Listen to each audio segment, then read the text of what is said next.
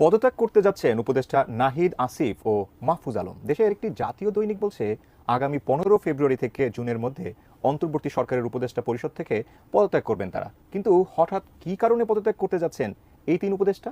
আচ্ছা শোনেন, উপদেষ্টারা আসলে হঠাৎ করে কেন পদত্যাগ করলেন এই বিষয়টা কিংবা এই রহস্যটা, এখানে একটা টুইস্ট আছে, এটা আমি আপনাদেরকে বলতেছি।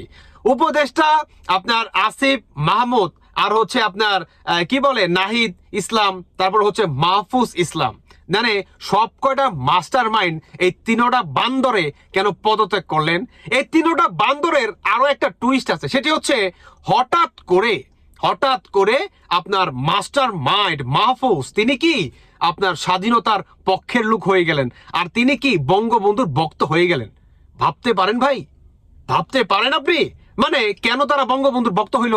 কারণ হঠাৎ করে দেখেন, এই ছবিটা দেখেন, আমাদের বাংলাদেশের সেনাবাহিনীর প্রধান ওয়ার্কারকে রাশিয়ার যে আপনার হাই কমিশনার আছে তার কাছে আপনার ম্যানেজ করার জন্য মনে করেন পাঠাইছে। কেন পাঠাইলো?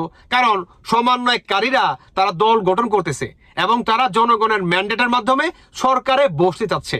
এখন তারা যদি ভাই সরকারে বসতে চায় তাহলে তো স্বাধীনতার মানে কথা বলতে হবে, শেখ মুজিবুর রহমানের কথা বলতে হবে, শেখ হাসিনা কিংবা আওয়ামী লীগ বিএনপির তো যে অবদান ছিল আমাদের বাংলাদেশের 71 সালকে নিয়ে, সেইটার অবদান তো স্বীকার করতে হবে। আর এটা যদি স্বীকার করতে হয় আমাদের কি করতে হবে? বঙ্গবন্ধুর পক্ষে যেতে হবে, আওয়ামী লীগের সাফাই খেতে হবে, আর হচ্ছে বিশ্ববাসী যে আপনার যে কূটনৈতিক কিংবা রাজনৈতিক যে বিষয়টা আছে তাদেরকে ম্যানেজ করতে হবে। তো তাহলেই তো আমরা দল গঠন করতে পারবো, তাই না মাহফুজ?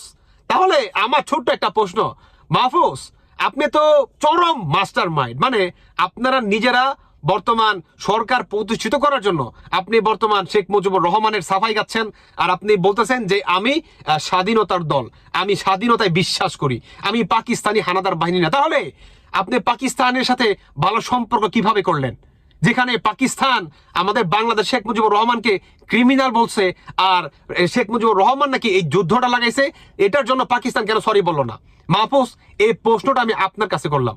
অন্যদিকে মাহফুজ, আপনার নির্দেশে কিন্তু বাংলাদেশের প্রতিটি সরকারি বেসরকারি প্রতিষ্ঠান থেকে কিংবা বাংলাদেশে শেখ মুজিবুর রহমানের যে আপনার মূর্তিগুলা ছিল সবকিছু কিন্তু সরাই ফেলছে। কার নির্দেশে সরাইছে? মাহফুজ আপনার নির্দেশে। তাহলে আপনি আপনার বাপ দাদার টাকা কিংবা আপনার নিজের পকেট থেকে সম্পূর্ণ কিছু আগের জায়গায় তৈরি করে দেন, কিংবা শেখ মুজিবুর রহমানকে আপনি যে কটূক্তি করে খাটো করে কথা বলছেন, আপনি এটার জন্য জাতির কাছে হাত জোর করে এভাবে মাফ চান মাহফুজ? আপনাকে তো মাফ চাইতে হবে। আপনি শুধু বলবেন যে আপনি স্বাধীনতায়